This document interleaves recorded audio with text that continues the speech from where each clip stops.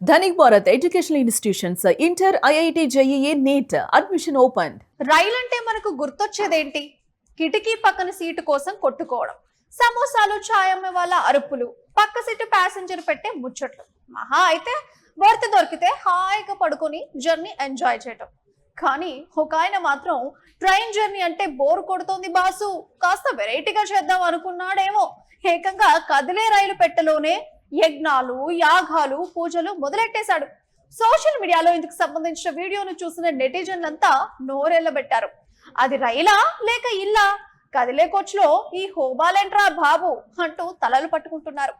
జనాలు షాక్ నుంచి తేరుకోక ముందే అసలు మ్యాటర్ ఏంటో రైల్వే శాఖ బయట పెట్టేసింది. సాధారణంగా రైలు ప్రయాణంలో చిన్న అగ్గిపెట్టె వెలిగించాలన్నా 100 సార్లు ఆలోచించాలి. పొరపాటున స్మోకింగ్ చేసినా, స్టవ్ వెలిగించినా రైల్వే పోలీసులు పట్టుకొల్లి లోపలేస్తారు. అలాంటిది ఈ వైరల్ వీడియోలో మాత్రం సీన్ వేరేలా ఉంది. కదులుతున్న రైలు కోచ్ లో కొబ్బరికాయలు, పూలదండలు, మంత్రాల పూజలు హల్చల్ చేశాయి.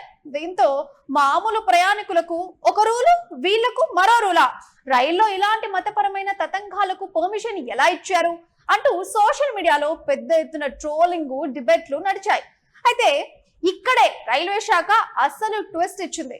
బాస్, అది మేము ఎక్కే జనరల్ బోగినో, పడుకునే స్లీపర్ క్లాసో కాదు, అది సెలూన్ కార్ అని స్పష్టం చేసింది. అయితే సెలూన్ కార్ అంటే ఏదో క్షౌరశాల అనుకుంటే పొరపాటే. ఇది అల్ట్రా లగ్జరీ రైలు పెట్టె. పూర్వం రాజులు, జమీందారులు, బ్రిటిష్ ధరలు వాడిన రాయల్ కోచ్ అన్నమాట. ప్రస్తుతం రైల్వే ఉన్నతాధికారులు విఐపీల కోసం వీటిని వాడుతుంటారు. డబ్బులుంటే కొండ మీద కోతైనా పలుకుతుంది అన్నట్టు ఐఆర్సిటిసి వారు కాస్త భారీగా క్యాష్ ఇస్తే ఈ రాయల్ కోచ్ ను సామాన్యులకు కూడా అద్దెకిస్తారు. ఈ పూజలు చేసిన పుణ్యాత్ముడు కూడా అదే పని చేస్తాడు. జూలై 8వ తేదీన ఒక ప్రైవేట్ పార్టీ ఏకంగా 3,08,580 రూపాయలు కట్టేసి ఈ సెలూన్ కార్ ను బుక్ చేసుకుంది. జూలై 10న న్యూఢిల్లీ నుంచి ముంబై బాంద్రా వెళ్లే పశ్చిమ్ ఎక్స్ప్రెస్ వెనుక ఈ లగ్జరీ పెట్టెను స్పెషల్ గా తగిలించారు. అంటే 3 లక్షలు ఖర్చు పెడితే రైలు వెనక మన పర్సనల్ ఇల్లు కదిలిస్తుందన్నమాట. ఈ సెలూన్ కార్ లో ఏముంటుందో తెలుసా? ఏసీ బెడ్రూమ్లు, హాయిగా కూర్చోవడానికి సోఫాలున్న లివింగ్ ఏరియా, వండుకోవడానికి చిన్న వంటగది, డైనింగ్ రూమ్, ఇలా ఒక లగ్జరీ ఫ్లాట్ కు ఏమాత్రం తీసుకొని వసతులుంటాయి. అంత డబ్బు పెట్టి బుక్ చేసుకున్నాక అది వాళ్ళ సొంత ఇల్లు అయిపోయింది కదా. ఇక అందులో పూజలు చేసుకుంటారా, భజనలు చేసుకుంటారా అనేది వాళ్ళ ఇష్టమని రైల్వే తేల్చేసింది. నిజానికి ఈ మధ్య రైల్వేలో మరో విచిత్రమైన ఘటన కూడా జరిగింది.